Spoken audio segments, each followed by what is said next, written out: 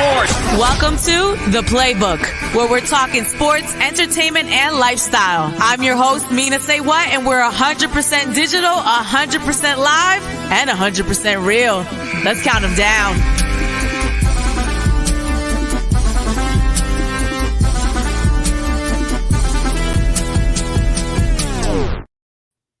Hello, family. Welcome to The Playbook. It's our digital sports show. We go live every Monday at 1:45, around 1:45, on our social and digital pages at R&B Philly on Facebook, YouTube, Twitter, and Twitch.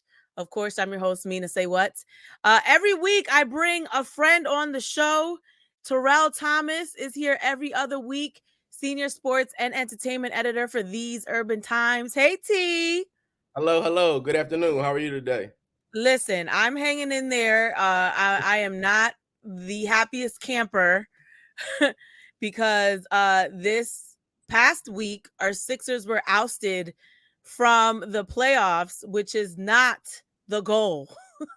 It was not the goal, but we will get into that. Let's hop into Philly plays. So as discussed, our Sixers took an L in game 6 at home, which was so reminiscent of what happened last year in this Eastern Conference semifinals against the Heat. Final score 99-90. This was painful to watch on so many levels, Terrell. Tell me, what went wrong? Because we literally made it up to the Eastern Conference semifinals last year. So the expectation this year is you got to step up, right? Championship level expectations. And we didn't even get to the finals, not even the conference finals. What happened? So many things went wrong on this team, and it's funny when I watch Sixer games nowadays. As I told you a couple of weeks ago, you're the first person I think of. I think of our conversations and when our analyzations of the game. And you spoke a few times this year throughout the Sixers season about the bench, and that was extremely I'm telling you, I was watching the games and I was just thinking of our conversations, like, oh my goodness. It's so reflective right now. Our bench play was horrible. The entire playoffs, but it was, it really reflected throughout the Miami series. Joel Embiid, we have to give him all the love and respect that we can. With him going out there with one eye, fresh off a concussion, so many injuries. But I was slightly disappointed still in his performance. He was out there the one-eyed man. His eyes over here popping out. His face is broken. I was still just slightly disappointed in Embiid because I believe for both of us, everybody here on this show, we had Embiid as our MVP. It didn't work out like that, unfortunately, with some of the other voters, but I really was looking forward to him getting out there and just going insane, on the court in those final few games, and we didn't see that. And then, I hate to point a finger at anybody or any two people, but then we got to turn to Doc Rivers and James Harden. Doc Rivers, the game plan looked to be a little, and James Harden, I don't know if the gentleman is injured or not. We haven't seen that on the injury reports. So the play that we saw from him and just being as passive as he was throughout the playoffs, it just all came tumbling down for our Sixers. And it was hard, as you mentioned, it was disappointing to see because we couldn't even advance to the Eastern Conference Championship. So a couple of things for me. I understand this talk of Joel, right? More expected of Joel. I actually have nothing negative to say about Joel. First of all, the man, as we mentioned, literally is out there playing on damn near like the bare minimum. His face is broken. His shooting thumb is hurt. He had just recovered from a mild concussion. People just sweep all of that under the rug, right? He just had a concussion. So it's like, I think that the expectation that we have from Joel to be steel, I get it. We've watched this Kobe Bryant, Jordan, you hear the stories, played on the flu, played on this, played with that, broken this. But my whole thing is, particularly with Joel, he was such in a bad state. And it wasn't so much the physicality and the limitations of physically what he could do because of his injury, but it was more so, how could you continue to play hard when you're clearly injured, when you don't have your team backing you up? Like subconsciously, why am I busting my ass? Y'all perfectly healthy. And y'all not busting the ass. You cannot get to a championship alone with one player. Look at what happened with Giannis. No one saw Giannis and the Bucks getting eliminated in this round. No one saw that. Everybody had them beating the Celtics. What happened? His contributing players did not contribute. And at the end of a very crucial game at home in Boston, where the Celtics were home, Giannis was the only one scoring at the end. No one was helping him. You cannot get to the next level that way. And, and to your point, when this trade went down, that was my major concern, the bench. And sometimes I say things and people are probably like, what is she talking? No, this is why, because you cannot expect for Joel Embiid and Tyrese Maxey and the people that are consistently scoring for us to stay on the court all the time. And in order for you to actually get into the playoff situation, you need to have at least 8 solid rotators, maybe 8, 9. You own it. Listen, I would say 7, 8. That's what you need. And I didn't make the rules. It's just a matter of who can score and who can play defense the longest. Who has the players?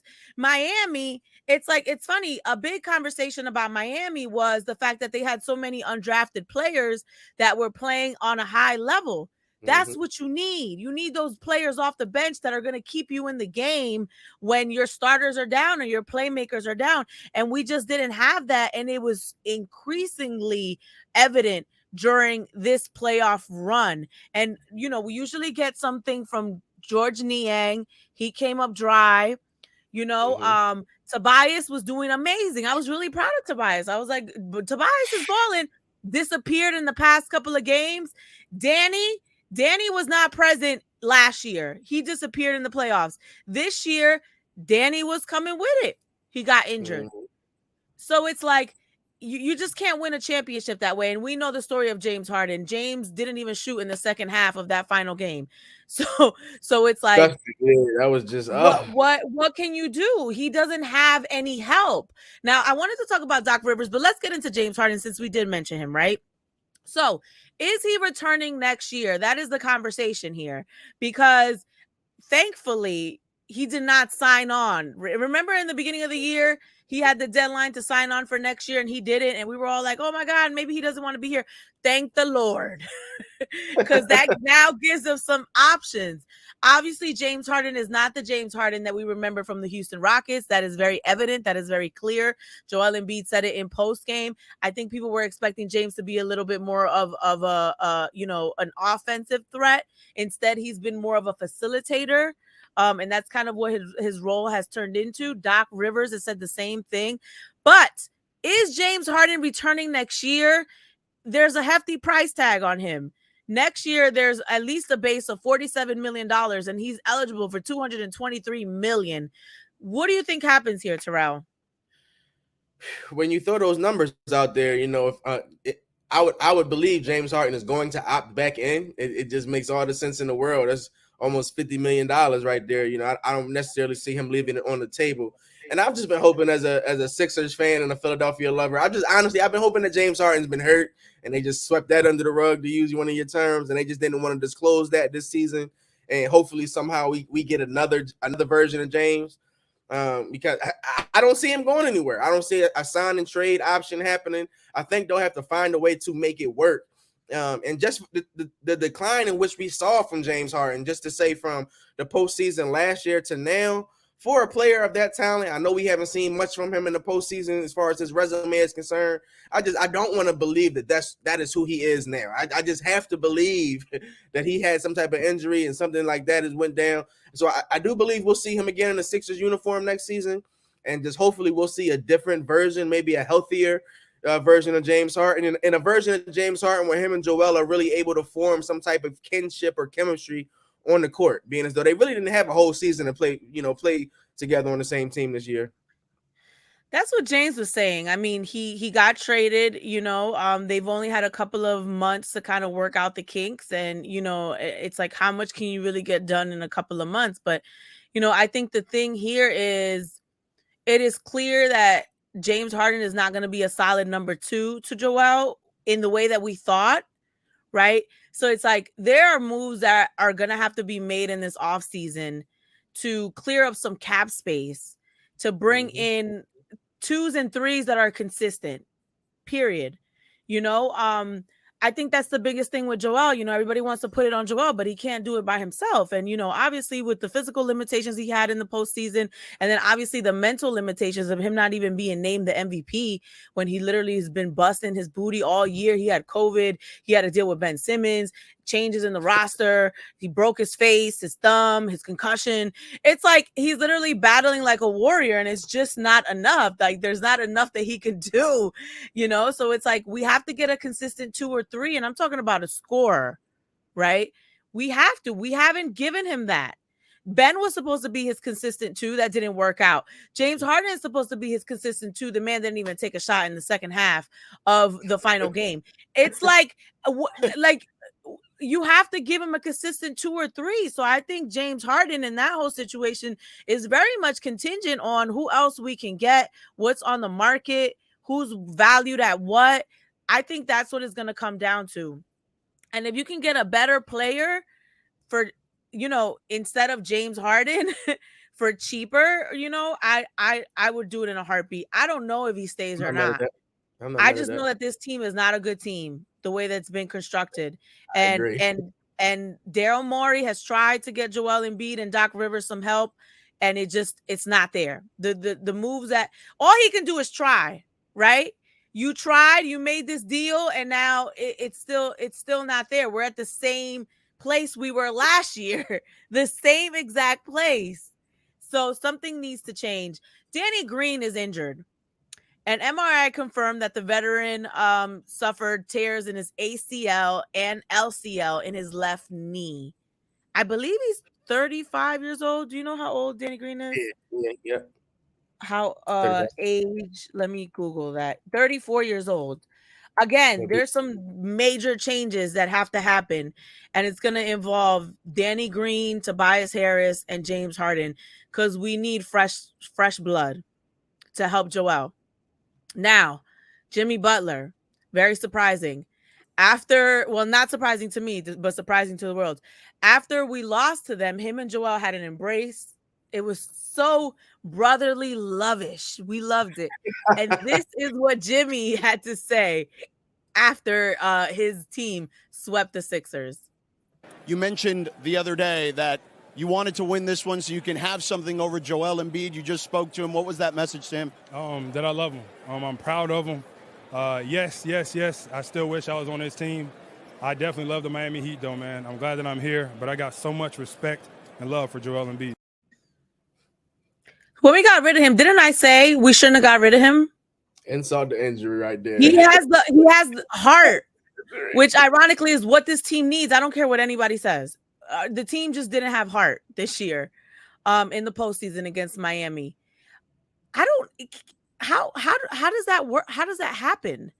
Because having Joel back with Jimmy would be ideal, right?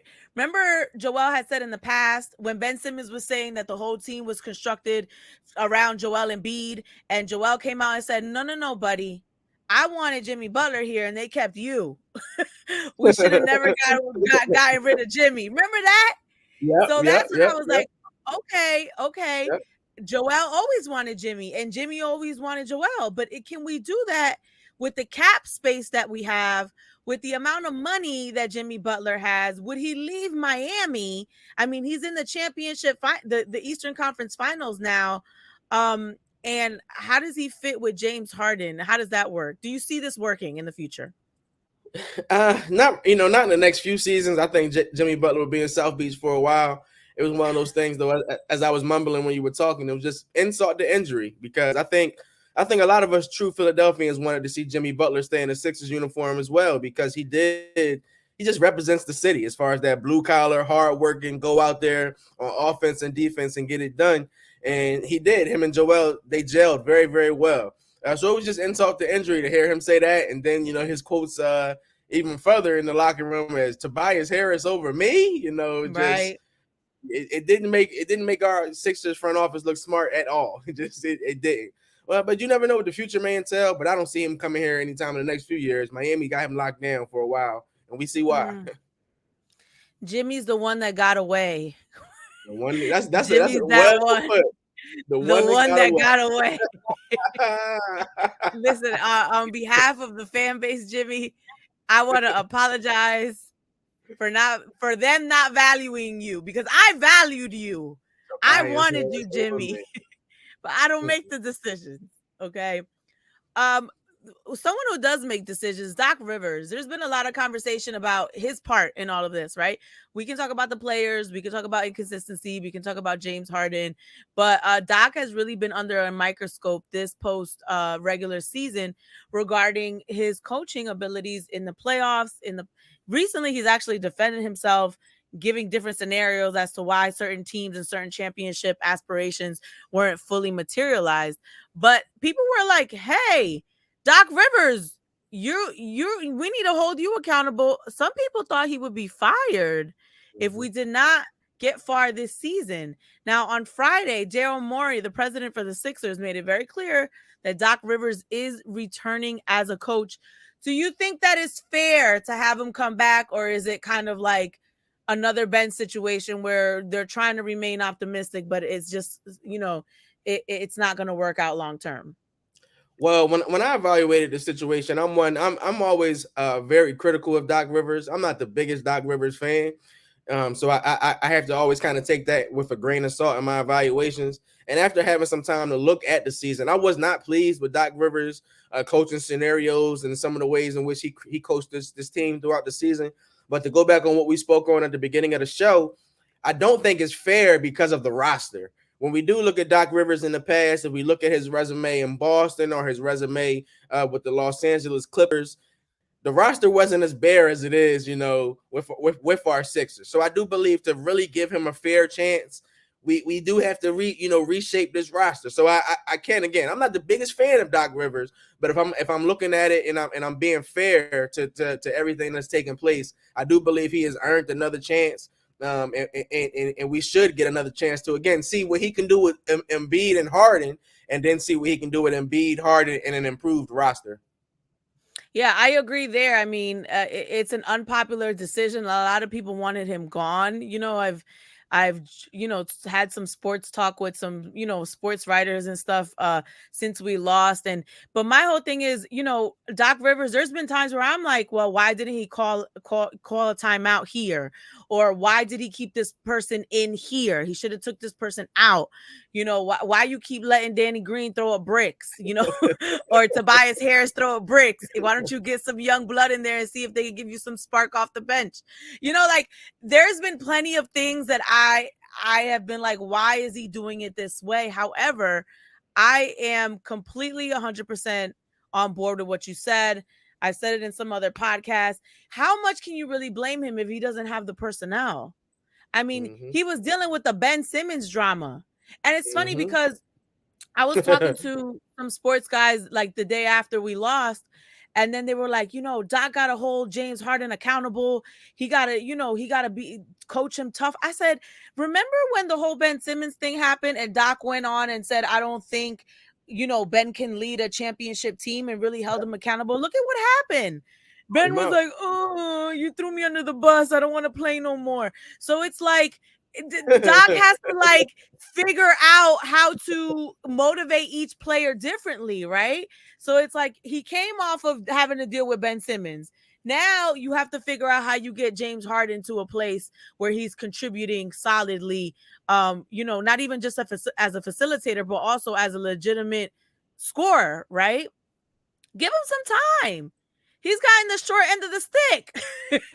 He inherited Ben Simmons, and then they made this trade and left his bench depleted. He has no one to go to on the bench.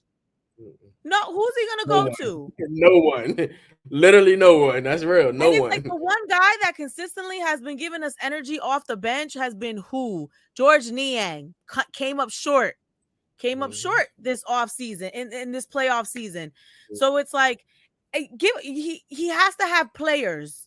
He can't make a miracle happen and have this team go into the playoffs with an injured Joel Embiid, a James Harden who doesn't score the way he used to score anymore, and a lackluster bench. I don't know what happened to Matisse Thybulle. The guy regressed. After the Toronto Raptors series where they benched him because he wasn't vaccinated, he disappeared. It's like, how could you have the expectation that this man go anywhere with this crippled team? It's just not fair. You have to give him an opportunity to go somewhere with a solid team. Then you can be like, okay, he sucks.